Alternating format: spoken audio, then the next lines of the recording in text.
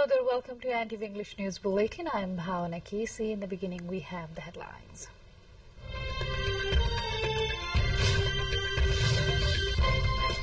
Deliberations on the annual estimate of revenue and expenditure starts in Lower House. National Assembly also to begin budget discussion later today.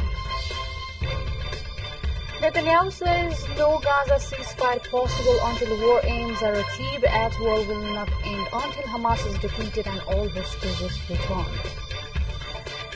China's uncrewed craft successfully lands on the unexplored far side of the moon. Mission expected to bring rocks back to the Earth for the first time.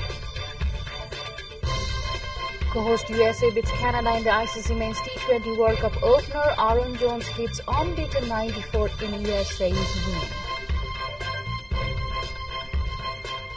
And Real Madrid lifts the Champions League title for the record, extending 15th time, beats Borussia Dortmund 2-0 to win at Wembley.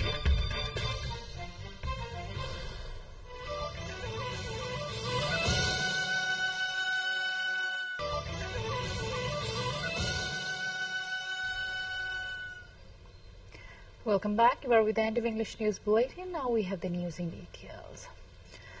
Both the houses of the federal parliament are beginning discussions on the annual budget from today. The meeting of the House of Representatives is underway at the federal parliament building in New Baneswar. The MPs will put forth their views and deliberations on the annual estimate of the revenue and expenditure. The government back on May the 28th had unveiled a budget of 1.860 trillion rupees for the upcoming fiscal year.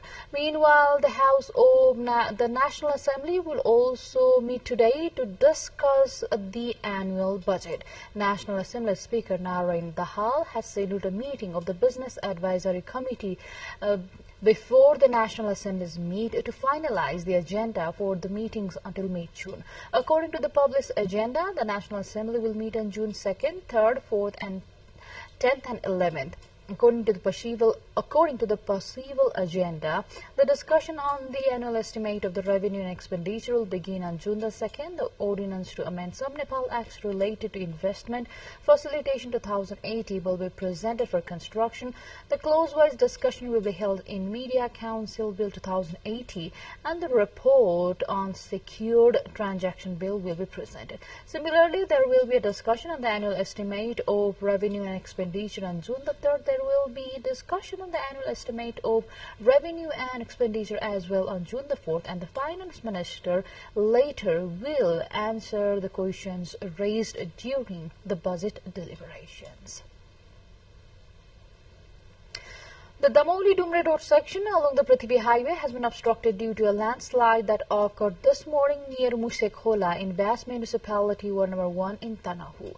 The District Police Office Tanahu reported that the landslide disrupted vehicular movement while work was underway to widen the Mugling Pokhara road section. Vehicular movement had resumed last night after the landslide initially occurred at 7 p.m. on Saturday. Efforts meanwhile are ongoing to clear the debris and restore the vehicular movement. With this update, time to go for a short break, but still to come we have.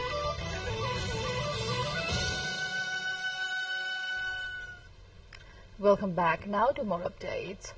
Israel's Prime Minister Benjamin Netanyahu has insisted there will be no permanent ceasefire in Gaza until Hamas military and governing capabilities are destroyed and all hostages are released. The statement comes after U.S. President Joe Biden announced Israel had proposed a three-stage plan to Hamas aimed at reaching a permanent ceasefire. BBC, quoting a senior Hamas politician, said it will go for this deal if Israel does. The negotiations come as fighting continues in Rafah with strikes, reports coming in the city in Egypt's border with Gaza. Meanwhile, two far-right Israeli ministers have threatened to quit and collapse the governing coalition if Prime Minister Netanyahu agreed to Gaza's ceasefire proposal unveiled by U.S. President Biden on Friday. Finance Minister Bezalel Smotrich and National Security Minister Itamar Ben-Gvir said they opposed to striking any deal before Hamas was destroyed. Ukrainian President Zelensky told the Shangri-La dialogue on Sunday that diplomacy in the form of peace summit later this month was the best way to end a cruel war that has killed thousands in his country since 2022. In an address and question and answer session at the Security Conference in Singapore, Zelensky said 106 countries and organizations had signed on for the peace summit in Switzerland, but noted it was disappointing that some world leaders had not yet offered their support. Russia was trying to disrupt the peace efforts, he said. Zelensky and his defense minister Rustem Umerov had talks with U.S. Defense Secretary Lloyd Austin for more than an hour on Sunday on the sidelines of the conference. North Korea sent around 600 balloons carrying trash into South Korea overnight, Seoul said on Sunday, in Pyongyang's latest move to rile its rival neighbor. The balloons carrying garbage such as cigarette butts, cloth, paper waste and plastic were found across the capital from 8 p.m. to 10 a.m. local time, South Korea's Joint Chiefs of Staff said. North Korea on Wednesday sent hundreds of balloons carrying trash and excrement across the heavily fortified border as what it called gifts of sincerity. Seoul responded angrily, calling the move base and dangerous. Emergency alerts were issued in North Gyeongsang and Gangwon provinces and some parts of Seoul on Sunday, urging people not to come in contact with the balloons and alert the police rather. More updates line up on the other side, but before that, let's have the highlights first. Welcome back now to more international updates. China says its uncrewed craft has successfully landed on the far side of the moon, an unexplored place almost no one tries to go. The Chang'e 6 touched down in the South Pole Aitken Basin at 6:23 Beijing time on Sunday morning, the China National Space Administration CNSA said.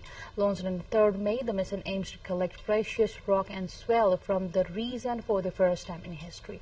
The probe could extract some of the moon's oldest rocks from a huge crater on its south pole. The landing was fraught with risk because it is very difficult to communicate with the spacecraft once they reach the far side of the moon. China is the only country to have achieved the feat before landing its Chang'e 4 in 2019.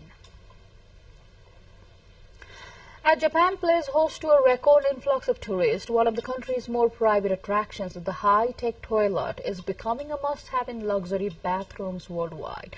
Japanese company Toto, which pioneered the electric bidets it claims have sparked a global revolution from wiping to washing, says overseas revenue for the toilets has roughly doubled from 100 billion yen in 2012. With their warm seats and precision spray technology, bidet toilets are the norm in Japan, where more than 80% of the homes have one, according to a government survey. The pandemic was a key driver, bringing a home renovation boom and also a germ-conscious consumers desperate for an alternative to toilet paper after shelves were cleared by panic buyers. More updates are lined up on the other side, but before that, let's have the highlights first.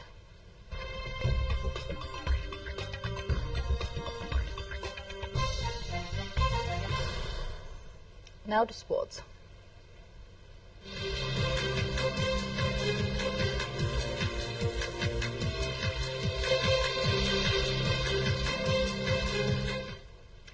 The ICC Men's T20 World Cup 2024 has kicked off with the Group A clash between the co-host USA and Canada. Aaron Jones clubbed a brutal unbeaten 94 as USA beat Canada by 7 wickets in a pulsating and colorful tournament opener in Texas. The USA came into the match on the back of a 2-1 series win over Bangladesh and thrashed the Canadians 4-0 when the sides last met in April. With the US requiring 36 of 35 balls, Jones sliced the ball to short third, but Nikhil Datta clumsily spilled a simple catch. It proved decisive as a 29-year-old pummeled the US to a victory with 14 balls to spare after support from Andreas Guas, who hit 65 of 46 balls. Nicholas Cretons 51 of 31 balls and some late hitting from wicketkeeper Shreyas Movha, who finished unbeaten on 32, boosted the total, but it ended up not quite enough. 20 countries, including Nepal, are participating in the tournament. Nepal will be starting its journey to the ICC T20 World Cup with a match against Netherlands on June the 4th. Real Madrid added another chapter to their already astonishing love affair with European soccer's elite club trophy by claiming 2-0 win against Borussia Dortmund in the Champions League final on Saturday as they were crowned for the 15th time.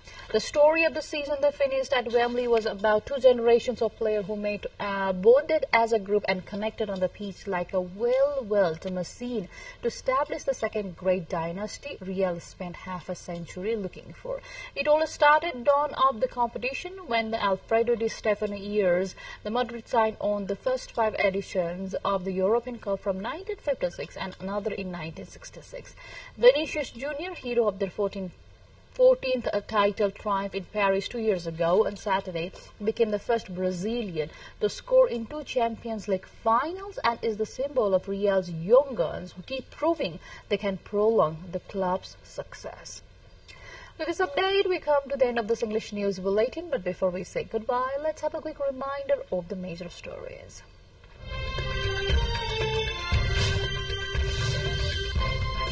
Deliberations on the annual estimate of revenue and expenditure starts in Lower House, National Assembly also to begin budget discussion later today. Netanyahu says no Gaza ceasefire possible until war aims are achieved, as war will not end until Hamas is defeated and all hostages return. China's uncrewed craft successfully lands on the unexplored far side of the moon, mission expected to bring rocks back to Earth for the first time. Co-host USA beats Canada in the ICC Men's T20 World Cup opener. Aaron Jones hits unbeaten 94 in USA's win. And Real Madrid lifts the Champions League title for the record-extending 15th time, beats Borussia Dortmund 2-0 to win at Wembley. That's all we have in this edition of English News Bulletin. I'll see you again with next round of English Bulletin at 6 in the evening. Till then, have a great time ahead and do stay tuned with us. Namaste.